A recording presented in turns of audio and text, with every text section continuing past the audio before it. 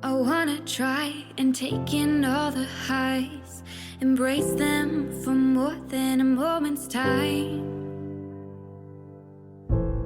I want you, please don't move when I push you away.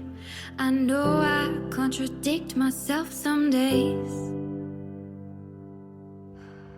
but will you ride the lows with me? Welcome to Mental Health News Radio. I am your host, Kristen Sunanta Walker. Our goal is to help discussions about mental health be a regular part of your daily life, no different than discussions about physical health. Mental illness can be a topic of discussion under the umbrella of mental health, along with so many other topics. This show is the original program on mentalhealthnewsradionetwork.com. Our network of shows are played in over 180 countries and cover more topics under that umbrella than you can possibly imagine. We were talking about mental health long before it became cool and popular to talk about, and thank goodness it has become so popular. We have incredible guests, advocates, patients, experts, people. Thank you for tuning in and enjoy our intro music, a song named Lows, written by Aubrey Toon. You can find her music at www.aubreytoone.com. That night when I started praying, I cried, will you ride the lows with me? Will you ride the lows with me? When I'm down, my vision gets blurry. Hi, everybody. It's Kristen. I'm back here with Christine Louis de Cannonville. You know who she is. Hi, Christine. Hi, Christian. Hi, everybody. We're talking about chapter 3 of Christine's book, and you're going to see me clicking around a lot in this because we are talking about some amazing material. So, chapter 3 of Christine's wonderful, amazing book. We're going to go through the chapters that kind of stand out for us and really chapters that you all can pick as well. But the book is called The Ghost in the Machine: Unmasking the Hidden Psychology of Narcissistic Abuse. You've got 4 books, Christine. When do you have the time? Thank you for writing this particular book, because we're kind of coming in a circle in a way to when we first met. Probably not for you, but it is for me, where we're able to analyze this. You've been able to do it. I'm able to do it now, a decade after, really analyzing what this means, where I'm at now, where you're at now, where the world seems to be at in relation to this. And that certainly changes. You would want it to change. Absolutely. Absolutely. And this particular book really is the culmination of all of my work working with clients, because that's who I've learned my craft from mainly. And each client brought in a wealth of information to me, and I sat with that and tried to make sense of it. And basically, this book really is the culmination of all of that study, really. It is. It is. And what I love, I've said this on the other videos too, and I'll say it again. I love the breakdown, like the short synopsis of each chapter. I'm going to read the short paragraph for chapter 3 so that we kind of lay the foundation of where we're going with this particular show. So, chapter 3 is navigating the spectrum of narcissism, from unhealthy self-absorption. I'll pull it over underneath my eyeballs so I can see it better. From unhealthy self-absorption to healthy self-actualization, explores the range of narcissistic traits from healthy to mild self-absorption to severe narcissistic personality disorder. And there's a little gotcha in that we're going to get into too. It discusses how different types of narcissism, overt, covert, and communal, And we need to get into, has everyone experienced all those types of narcissism? Anyway, we'll get to that. Impact relationships. By recognizing these behaviors, readers can identify unhealthy patterns and differentiate between varying degrees of narcissism. The chapter emphasizes the importance of setting boundaries and fostering self-awareness, empowering readers to prioritize their emotional well-being and make informed choices in their relationships. And a deep breath. Yes, yes, yes. So talk to me about, you've brought this up and many people have differing views on this, on healthy narcissism, that there is such a thing. What are your thoughts about Mm. Well, the thing about when you're writing a book, I mean, I want to share everything I have, so I want to tell it all in one book. And of course, there's so much I can't. But one of the things that I became aware of that a lot of authors are actually saying there's no such thing as healthy narcissism, that all narcissism is destructive. Well, I kind of have a different point of view on that. And so I decided that I would take a whole chapter. That's how important I thought it was to take up the space of a whole chapter to actually talk about healthy and unhealthy narcissism.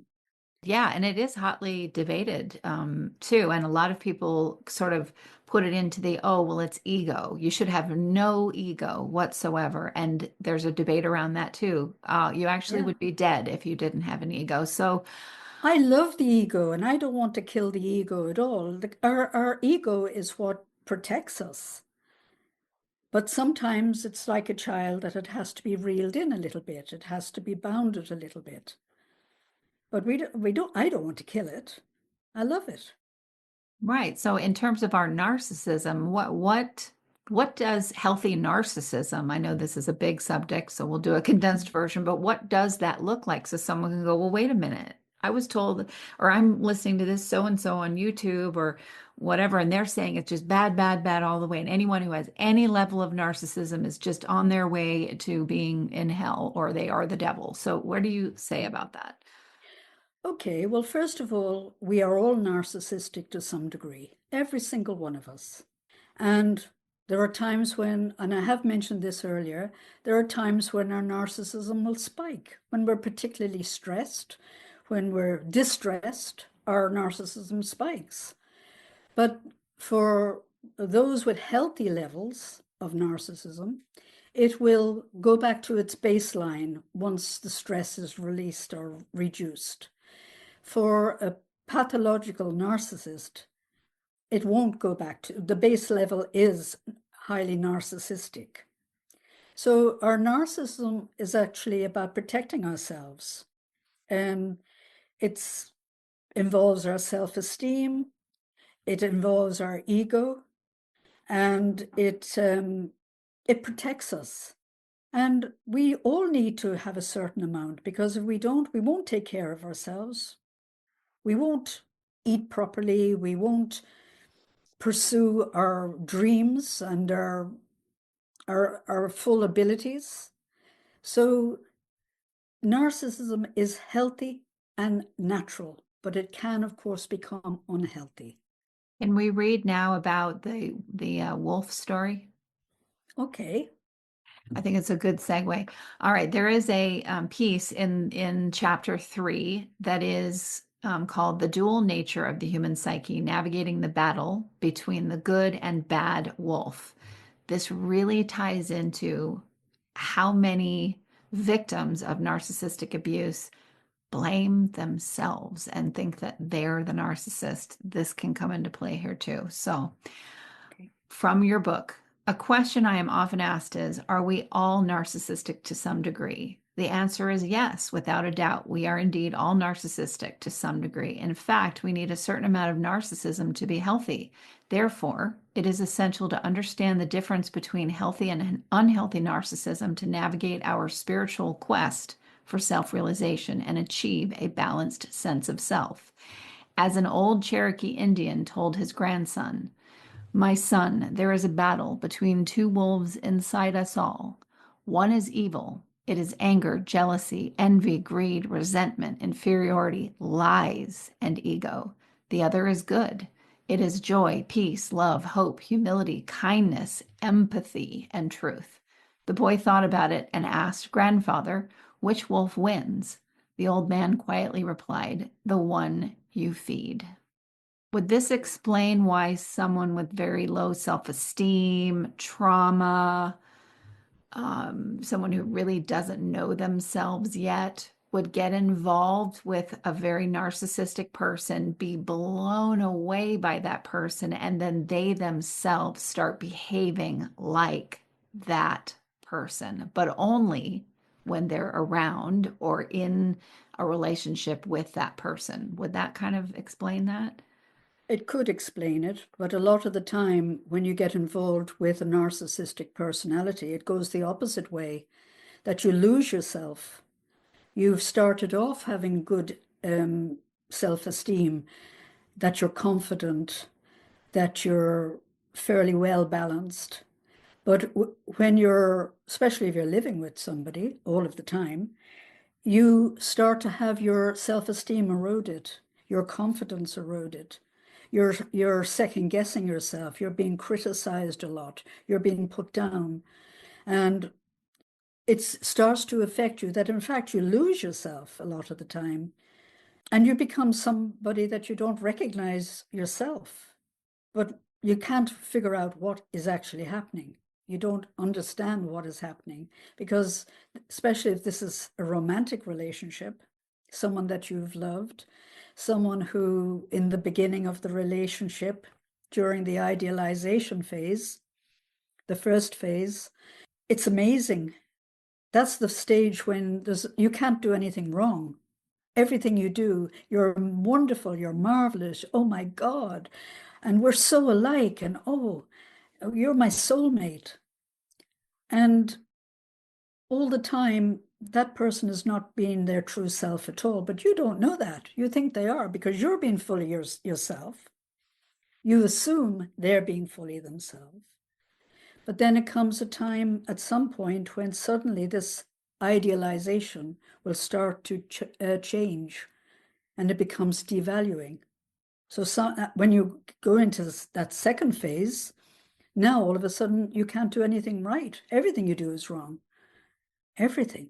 I think when I tend to see people and also myself, the devaluing, the levels that I would go to curry favor back, so it would go back to the way that it was before, I found myself and doing things and saying things and being a flying monkey for the person that I was with. And that's on me, not that person. But when not around that person and having a detox from no contact, that is not how I behave. So it was interesting to watch them get delight in inspiring not just me, but many people, anyone in their orbit, that they could get to behave badly because then they could go, it's them, not me. And when you see that sadistic quality in somebody, they're actually quite high on the spectrum because narcissism is a spectrum. It goes all the way from healthy to totally disordered. When they are sadistic, they're actually malignant narcissists. So that was the special flavor I got to be around. Yay. Yeah. And that's when it's dangerous. That's when it's dangerous. Um, when they're in the classical stage, which would be lower, um, they'll be annoying. Want attention all the time. They want to be the center of attention, and they won't give you space to be the center of attention when you're, in company and things like that. And that can be irritating and annoying, but they're not sadistic at that level. But when you go into malignant narcissism, you're going to get antisocial behavior coupled with sadism, where they actually take delight in seeing you hurt. And they'll deliberately go out of their way to distress you and upset you. And then you see a smirk on their face. And you don't know why there's a smirk on their face, but the smirk is gotcha. And they've got that satisfaction, and they might even let go at that point because they're satisfied. They got that bit of narcissistic supply from you, which made them feel good. But you're devastated because you don't know, why is this person, I'd never say that to you. Why would you say that to me? Yeah, it's upending, and you are really, a lot of the time in the beginning anyway, from what I hear from so many people and my own experience, is that you are just jumping through any hoop possible to try and get things back to Yeah. where they were, but now you're in quicksand. Yeah, and I think it's really important, as that little parable tells us, that we have to grapple. All of those things that were mentioned in there, love and joy and self-esteem and anger and evil, we're all capable. We have all of those in us, every one of us. And we have to learn to balance those parts of ourselves. And that to do that requires you to be self-reflective. We're all capable of being mean, but hopefully we come away, we've said something very mean to someone, and maybe we even meant to hurt them in that moment.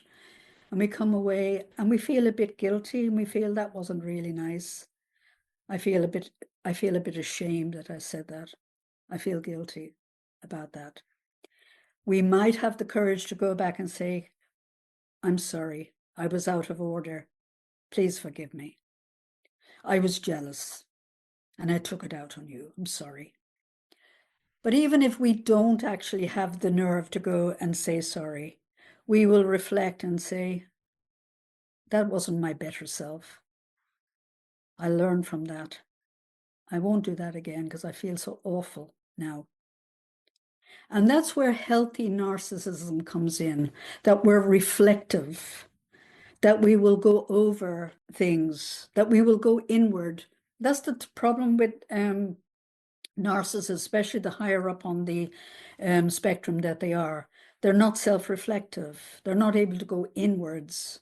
They're not willing to look at themselves. And that's why often therapy doesn't work for them, because therapy is an inner process. You have to go inward.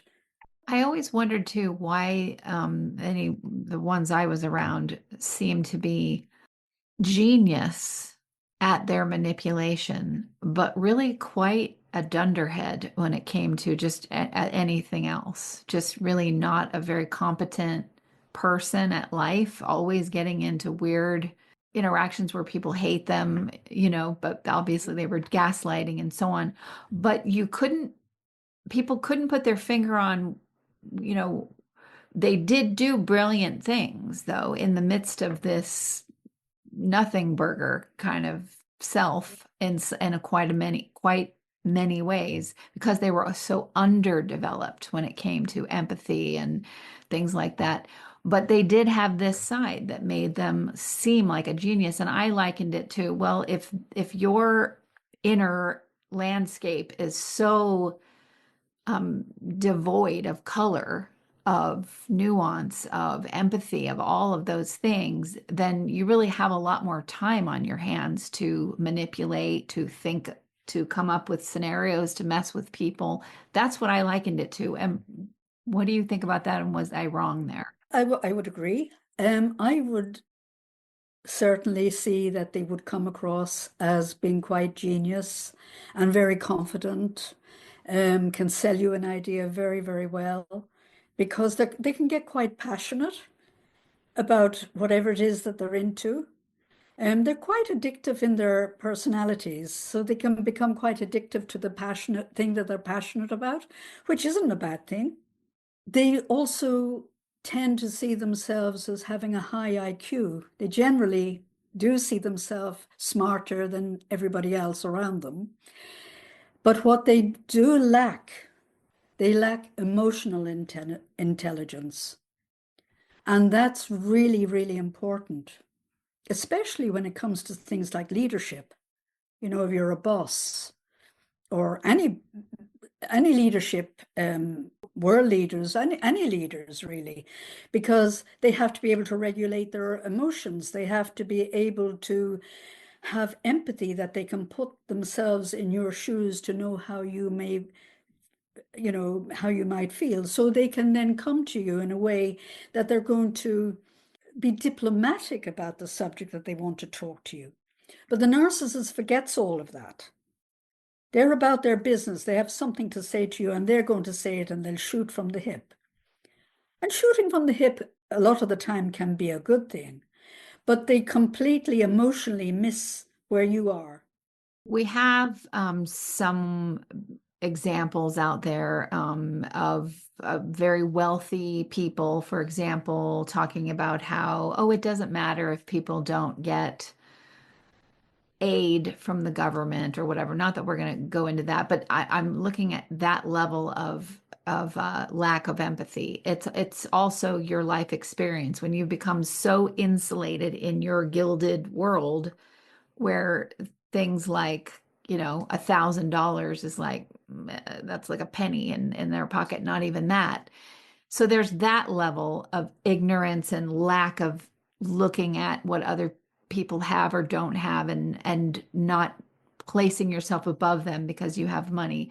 But there's also that they literally can't feel what it might be like for someone else, and they certainly don't want to because it takes away from the gilded cage. So I find that those people, like they almost always have to have some kind of huge crisis happen that makes them start moving towards healthier narcissism. Otherwise, it's not possible.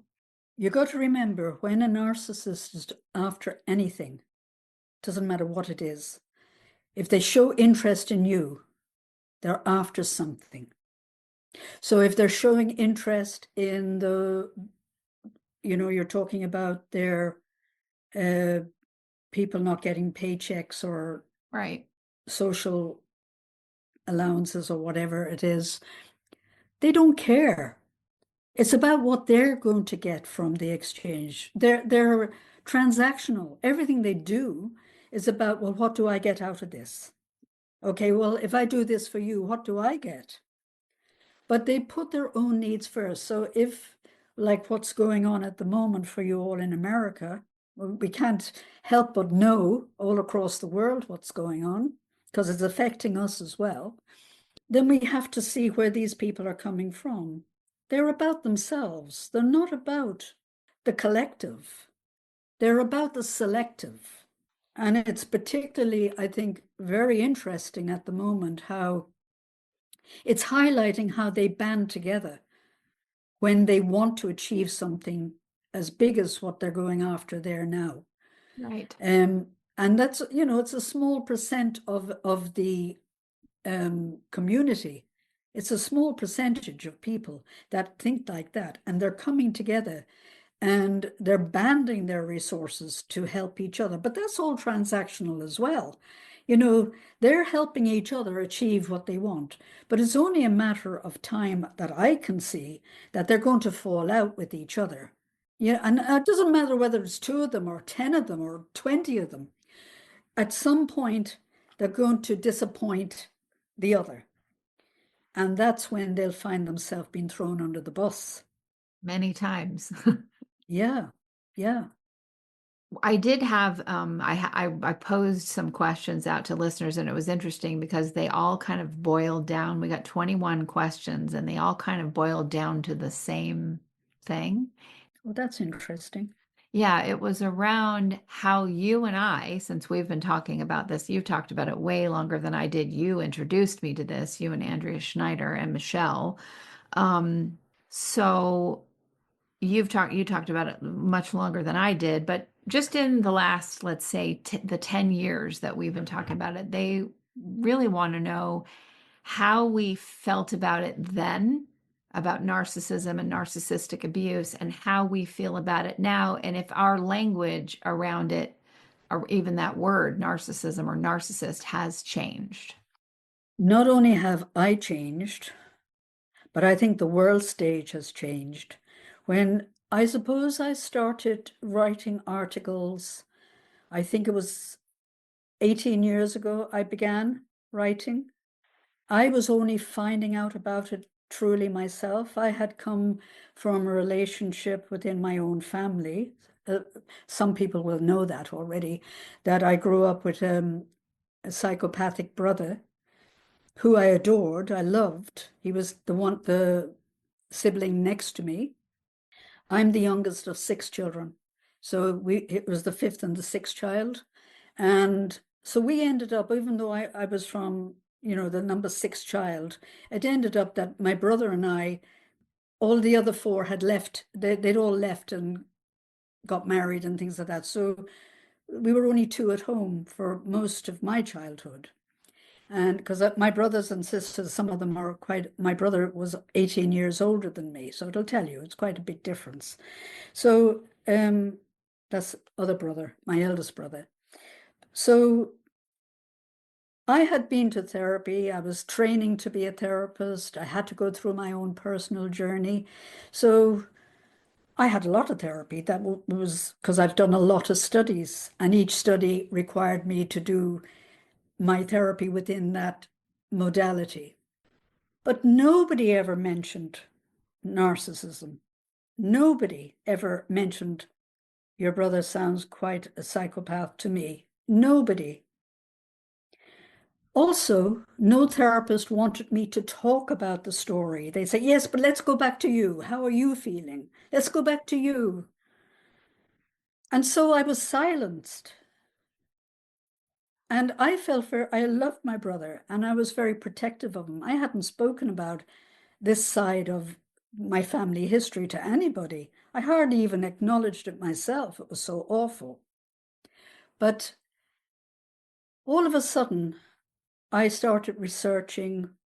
I knew there was a part of my work that wasn't quite finished, but I didn't know what that was. But when I found narcissism and when I found psychopathy, which is the whole range, and when I did my studies in criminology, that really released me. I didn't learn this from psychotherapy in any of my psychotherapy training. None of it. I've also got a degree in psychology. I learned about the brain. I did learn the name narcissism, but I never learned one ism about what it was. So when I actually found this and started going that, it was like all of the other things started falling into place. All of the other studies that I touched on, psychology, abnormal psychology, criminology, spirituality, all of a sudden it opened up all of these aspects to me. Philosophy, I studied philosophy as well. So I got to see through different lenses, which was most amazing, I think, for me.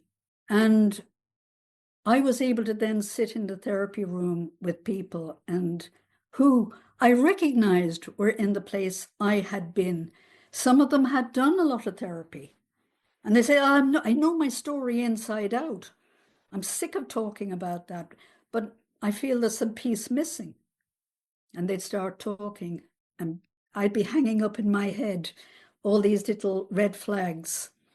And then I might say to them, have you ever heard of narcissistic abuse? The majority at that time, no, they didn't know of it, and I didn't expect them to. So I would give them some articles to read, or I'd tell them, yeah, I didn't want them to believe me and just rely on me. Go and do some research. I would keep notes of people's papers or talks that I found to be quite accurate. I might steer them in that direction to go and read about it. So bit by bit, and then I was writing more and more and more myself.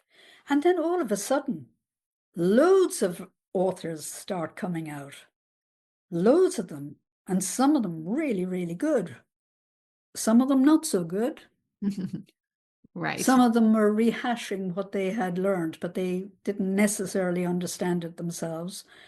Some who weren't trained therapists, but had actually gone through the life, they were very, very good. Were they trained to work with people who were coming with trauma? That's another question. And that's for another day's work, I think. But all of a sudden, loads of people started having YouTubes and interesting conversations. And I don't know about you, but it's as if the world suddenly lit up. Yeah. Yeah. One of the things that we had said around 2014, I guess, was, well, maybe the one good thing that's going to come out of what was going on at the time in the United States is that the word narcissism and narcissistic abuse, those two words together, are going to become part of our mainstream dialogue. It's going to be part of the zeitgeist in a huge way. And that's exactly what happened. Mhm. Yeah, absolutely. And I do see like what's happening in America, as awful as it is for all of you and possibly for the rest of the world that it's going to affect. It's a great gift. It's a it's a gift actually that it's so terrible it can't be ignored. Right. And the words are there. Narcissism is there, malignant narcissism is there, corporate psychopaths are there. And that's what you're dealing with. And things like gaslighting and word salad and covert manipulation, all these things, people have language around what they've been Absolutely. dealing Yeah. with, and they can turn around and I don't know, something that clicks. And when you know it at a different level, Hmm. because then you're watching someone on TV, and this is maybe the only place that you see this person, and then you start analyzing the behavior because, boy, do you learn how to be such a great detective. You just start Yes. analyzing, and then you go, oh, wait a minute, this person that I'm never going to meet probably, but has some sway over my life in big, huge ways, maybe in small ways, but they're displaying these behaviors Yeah. that I've been learning about, right? Yeah. And so, what do you see happens with people? I mean, to me, I liken it to waking up and realizing that you've been led around by a cult leader and you've been part of a cult. So, um, what do you see with people that you've worked with where you can see that they're just not ready to get something? They're not ready to get whatever it is. And then all of a sudden they do. Yeah, I think it's very important when working with people that you go at their pace. And I don't give them the answers. And I've had a few of my clients say to me, "Oh, give me the answer, Christine, give me the answer." And later on, they've said to me, I thought you were right, bitch. You wouldn't give me the answer. But, it was good because I wasn't ready to accept that at that time anyway. So, but I will offer them things. I will offer them things. I won't say, look, it's this, this, this. I let them come to that for themselves, what they're able for. Generally, when we're working with the victim, a lot of the time we're working with someone who loved that person. Right. It was a parent, it was a spouse, it was sometimes it was their child, and they love that person. And they're just not ready to go there and say, you mean to say that they deliberately did that? I can accept that their behavior was bad, but I can't accept that they deliberately knew that they were hurting me and deliberately manipulating me. That's almost too much for their heart to take. So you've got to be sensitive to that while at the same time challenging them, but offering them something. And I certainly would see that when you start it's painful. Yes, it is painful getting your answers. But there's also empowerment within it. Because if you realize that, so I wasn't really altogether stupid, Mhm. I actually was being manipulated. I didn't understand that. I didn't have boundaries. I didn't even know what that was. So now I've learned that actually I can put boundaries up. They're healthy, they're a good thing to do. And boundaries are movable. We can move them whenever we need to. We can relax them or we can tighten them up if we need to. And so I actually see that finding out what has happened to you as a victim is very empowering and very full of hope. But also what it also gives, because I did not want to hate my brother, and I never have hated him, and I still don't hate him. He's no longer living, but I still love his memory. Um, but I was able to also come to the realization that he too was a victim of circumstance himself.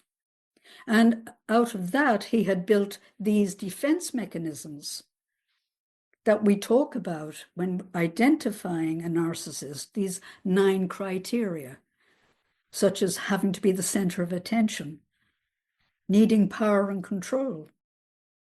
You only have to look at your leaders to see, are any of these things here?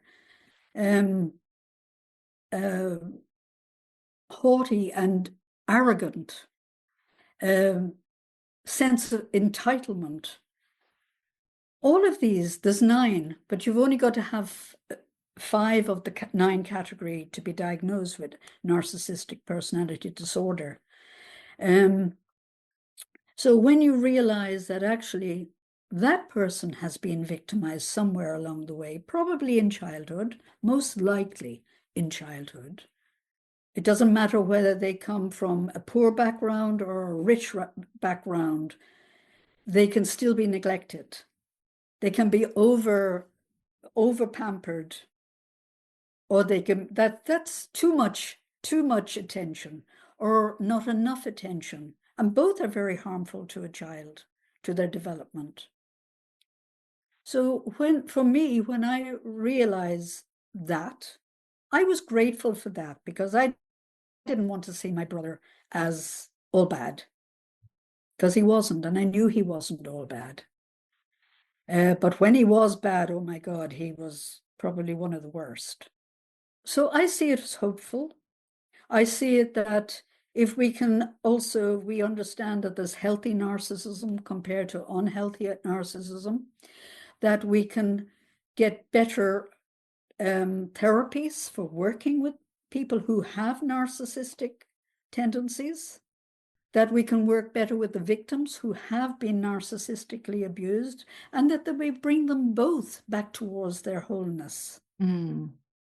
I noticed that I started changing because I came at it straight from a victim perspective. I didn't, I'm not a therapist, so I didn't have all that training to be able to see from that other side. I purely saw it from just being on the receiving end and going through all the drama of those kind of relationships.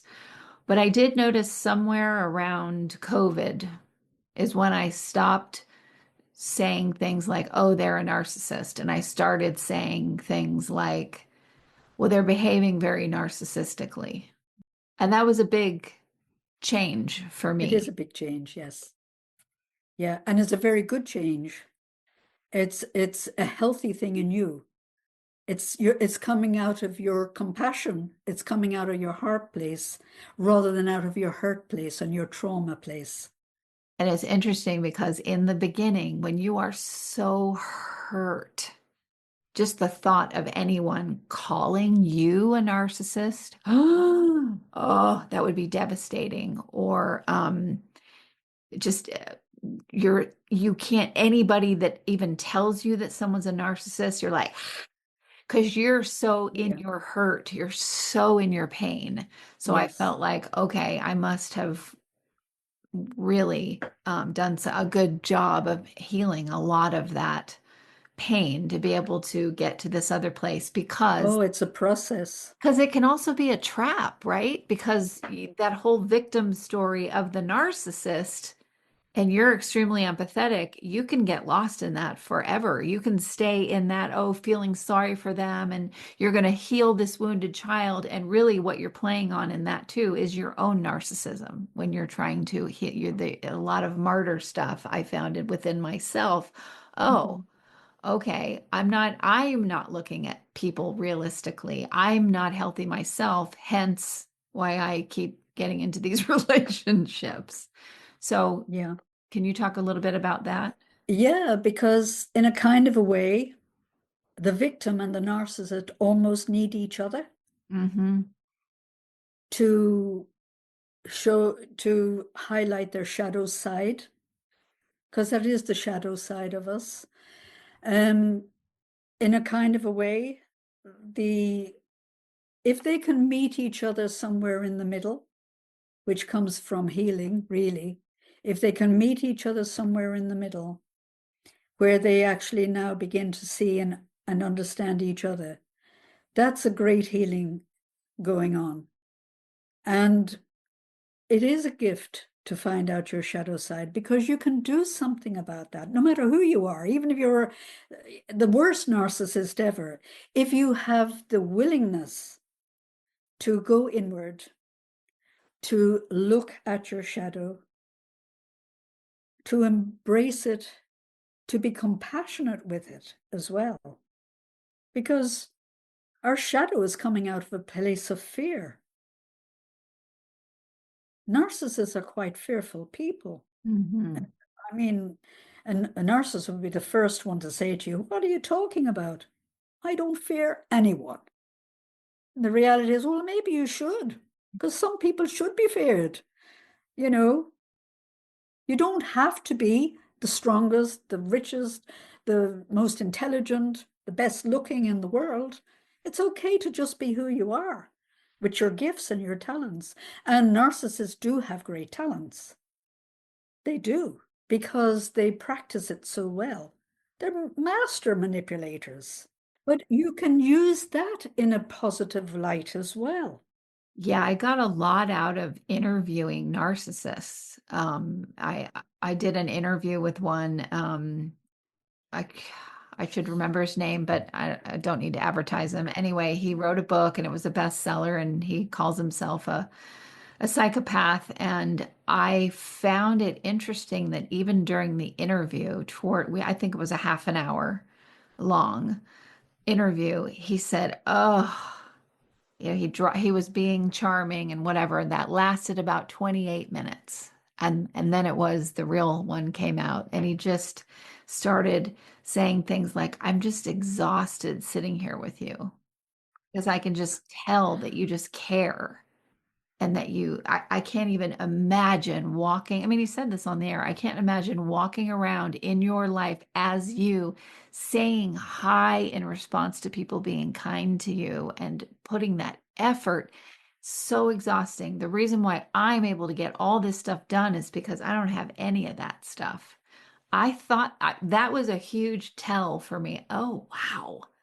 Because I Yeah, kept applying my stuff, my smarts, my empathy, yeah, my this onto this person incorrectly. yeah. And of course, what he was telling you, I think you said he told you he was a psychopath. Oh, yes. Okay. So psychopaths have shallow emotions. They're not able to go very deep. They have no conscience, or little or no conscience. That gets in the way for empaths all the time. So we feel, guilty about everything. Right. We feel guilty about your guilt. Never mind our own guilt. Um, so it's interesting. They get bored easily as well. That's why they flip from one thing to the other. You can see that in your leaders at the moment. They're flipping here. Every day they're flipping somewhere new. And that's part of their condition. That it's not only that they're trying to confuse you, which of course they are doing, and they're doing a really good job of that too. Um, it's not only that. They get bored. They want to get on to the next bit and the next, and let's jump over here and do this bit, and they're all the same. And you can see that they're all jumping. They're like jelly beans. They're jumping all over the place. But that's part of psychopathy. That's part of the shallow emotions and the very low emotional intelligence that they have. Some of them lack it completely. Yeah, and it's interesting to when you work through enough of your pain, because boy, do you have to work through that. The psychological torture that you've endured and come out of takes time to unwind and come to new levels. And part of the embedding it not just being here, but having it go down into the rest of your body and be grounded within you, this knowledge about this, is by interacting with other people and by interacting with other very narcissistic people to see the different flavors of it. I'd say I used to think, oh, I'm so awful because I keep running into these people. And then I realized, well, okay, these people exist. We can't get Yeah. away from them. Mhm. So I'm either going to be a hermit on a mountain and the bear that comes by might be a narcissist, Yes. or I'm going to just be out amongst the world and I got to know how to, and so it was interesting to see, oh, the different levels where you talk about, okay, so there's your baseline, very narcissistic person who says mean things and plays games, but they're just acting out. They're They're not not that really, vicious. that's what I saw with my ex. Yeah. Yeah, my ex-husband, a constant chronic pain, huge amount of trauma, just spewing stuff all over the place, hurting people, but he wasn't sitting down and taking delight in, oh, and now I'm going to behave this way tomorrow. He wasn't Yeah. plotting his behavior. It just was out of Yeah. control. And that's not okay either. But then I would watch the other ones that would go, oh, I took my family on a trip to a place that broke out. This is a true story that broke out with this horrible disease. And I took my family there, not me. This is this person bragging about this. I took them to this awful place where people are dying and nobody got sick, so it was fine. But I didn't tell them about this until we got on the plane to come home. And then I told my wife and my kids where they just were. And it was so great. That's when you get into the malignant Absolutely. narcissism. Absolutely. Obviously, the psychopath is a step up, but I think the one that we need to worry probably the most about in our normal lives are the malignant ones because they appear to be pretty normal. Um, they, of course, you can get your psychopaths that will never actually, they're always under the radar of police. They won't necessarily end up in a court and in a prison where that's where they'll get diagnosed. But we're living, they're around us all of the time. But especially the malignant ones, they are around us all of the time. And they don't only have the 9 criteria, they also have 3 more criteria on top. They're sadistic, they're antisocial, and they're I have the word on my tongue and I can't find it. Sorry. But it's when you're suspicious of everybody and you're Oh, paranoid. thank you. Yeah, that was a senior moment. Sorry, I have them every so often. Yeah, so you're dealing with all of that all of the time. Of course, when you get into the higher into the psychopath, then you've got all of that, plus the lack of conscience. But when we're looking at in our everyday, I'll give you an everyday example of healthy and unhealthy. Let's, for instance, take 2 equally trained surgeons, both brilliant at what they do, equally matched. But one is narcissistic and one isn't. The non-narcissistic surgeon he'll be a team player. He will know that he will know that he's good at his job. He'll make sure to study up and take care of his patient. But he will also know that without his team, he couldn't achieve what he does achieve. So he'll appreciate and he'll play to the strengths of each of his or her colleagues. They'll also understand that the patient also they play a part in their own healing. If they're less stressed, if they're contemplative type of individuals, that will be also going on and helping heal them as well. And so they're not envious of the people that they work with. They share in the healing of each client with the family, with the patient, with their team. When we talk about a surgeon who is a narcissist, They believe that they're God. They have a God complex.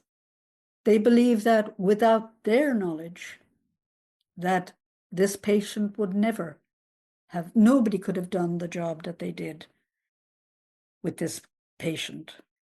That the patient should be totally, totally beholding to them. He's worked with a team of nurses and carers and all in the operating room with him. But he'll look down on them. He has to be the shining star. So he won't encourage his staff to be better and better, because they must not outshine him no matter what they do.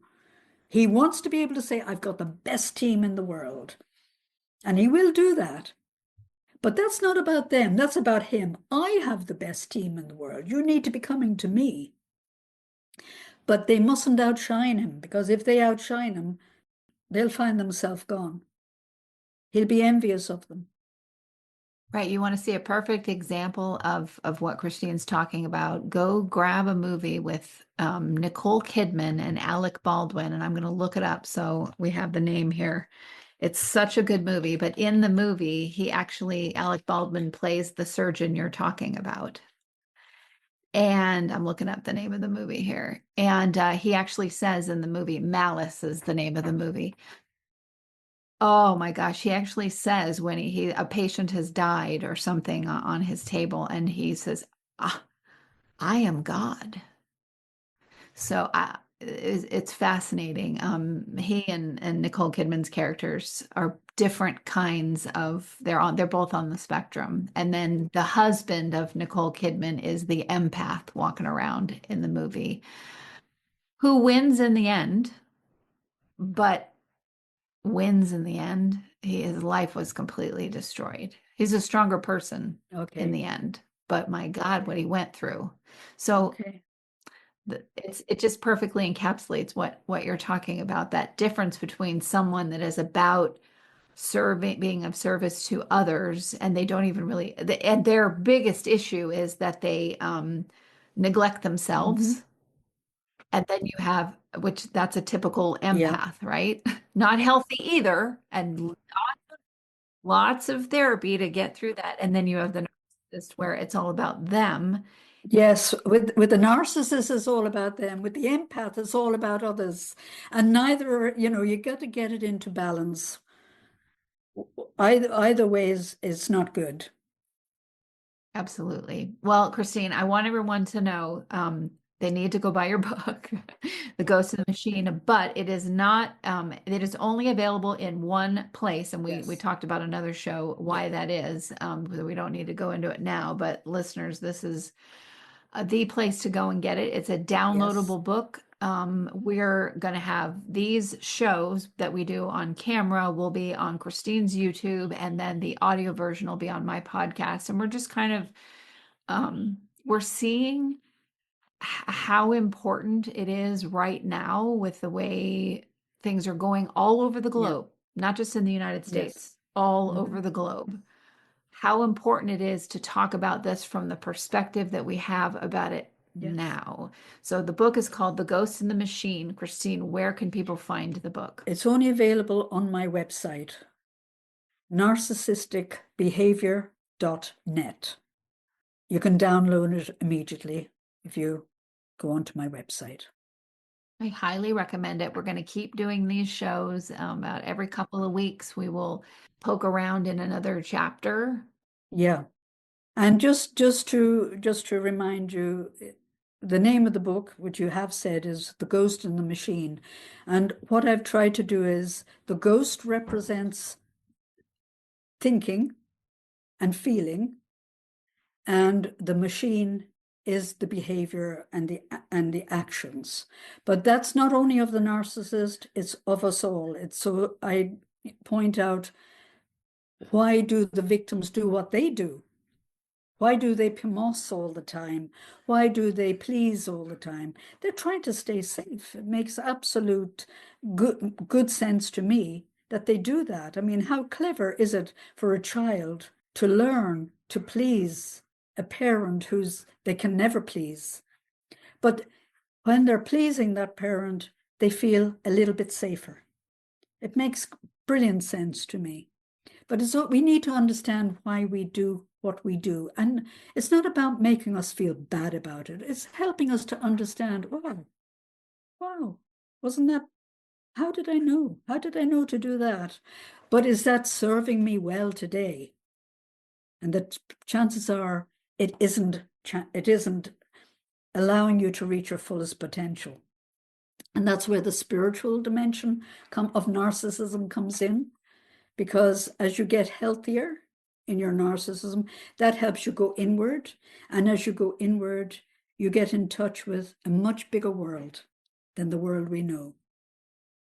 Many, many levels within the self, many, many levels, where you can reach your dreams and your potential and your goals and your mission in life. And that's where it can lead you to. It's a well worthwhile journey.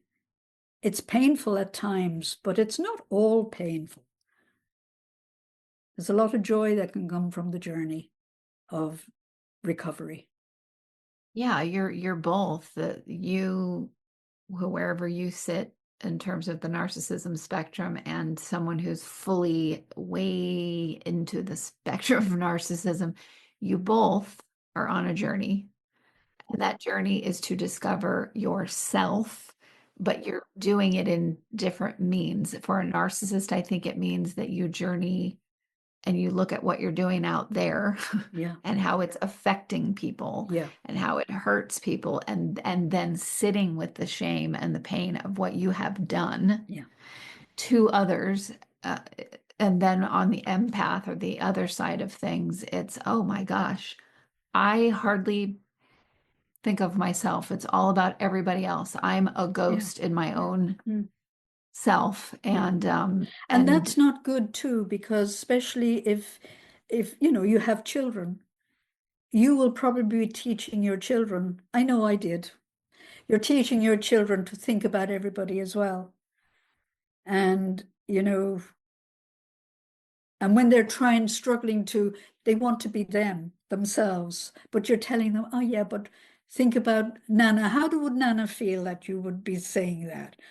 Or how would Auntie feel if she knew that you felt like that? So we need to balance ourselves out. And hopefully, I mean, definitely, my brother has been a great gift to me.